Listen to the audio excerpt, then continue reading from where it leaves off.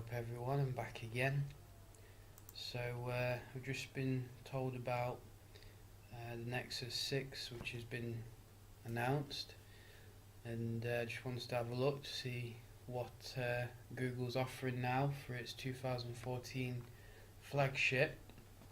And I have to say I'm quite surprised that they chose to go with the 6-inch size of the device.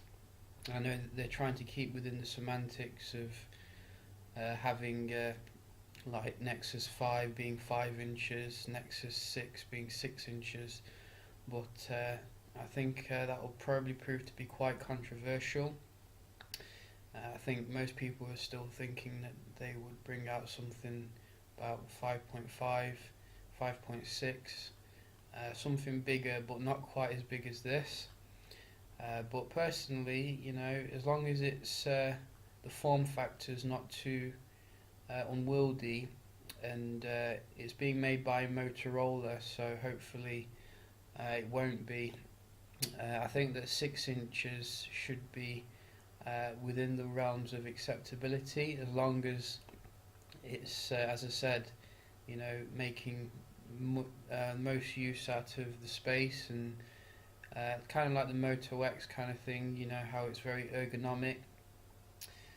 But from the pictures it certainly looks like a very nice ergonomically made handset, somewhat like the Moto X, in fact, with its curve.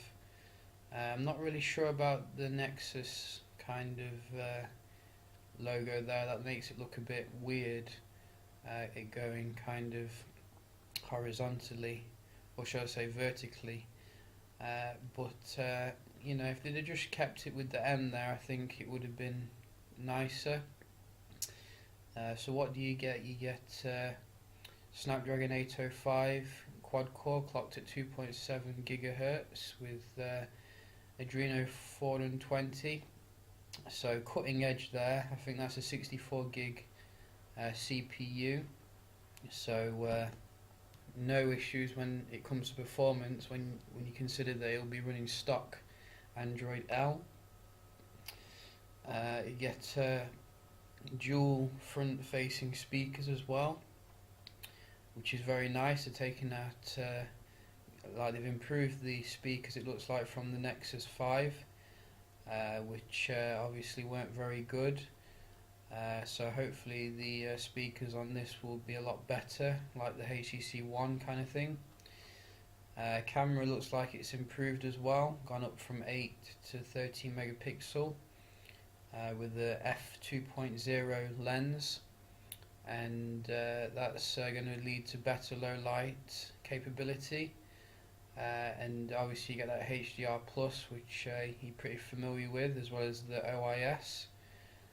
So the camera looks like it's going to be upgraded as well, but I'm not sure if it's the new Sony sensor. Hopefully it is a new Sony sensor. I forget what the name of it is now, but it's in the OnePlus One and the Xiaomi phone. Battery. Now this is one area which I really hated the Nexus 5 for its anemic battery, but this obviously has been improved, as we can see. 6 hours and 15 minutes. I assume that they mean screen on time there. Get up to 6 hours of use from only 15 minutes of charging. Sorry, it's 6 hours use from 15 minutes of charging. So that's just talking about the quick charge capability. But it's saying that you should get 24 hours of use from the 3220 mAh battery. Looking at the size of that and the efficiency of the processor, I'm thinking that you probably should get 2 days out of it. Obviously it's a big phone. You got a quad HD screen as well, which I forgot to mention. That's another nice thing. I don't know if it's AMOLED yet though. If it's AMOLED, then I'm sold. That's it, I'm getting it. But if it's not AMOLED, then still be good, but I'd definitely prefer AMOLED. I know a lot of people like their LCD kind of technology, but I do like my AMOLED. So battery should be good.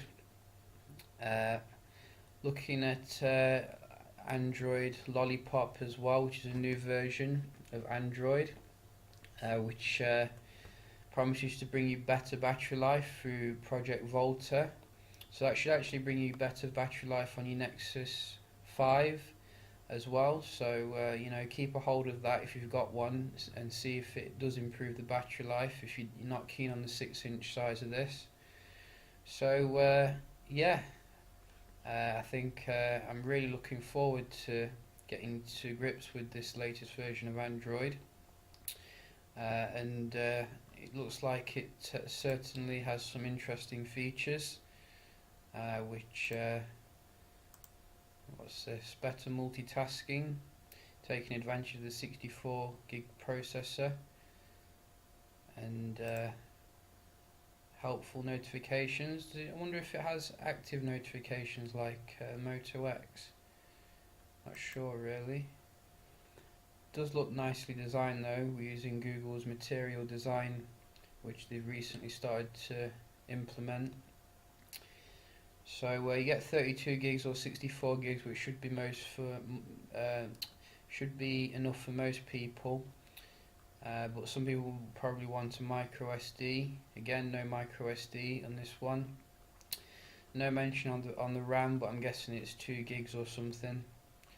So yeah, I'm really psyched for this phone. I really look forward to getting it. It's from my favourite manufacturer, and it just looks like a killer phone. Will it be too big? It depends on the ergonomics, but I'm certainly pretty hyped for it. What do you think? Leave a comment or rate the video, and I'll see you next time. Cheers.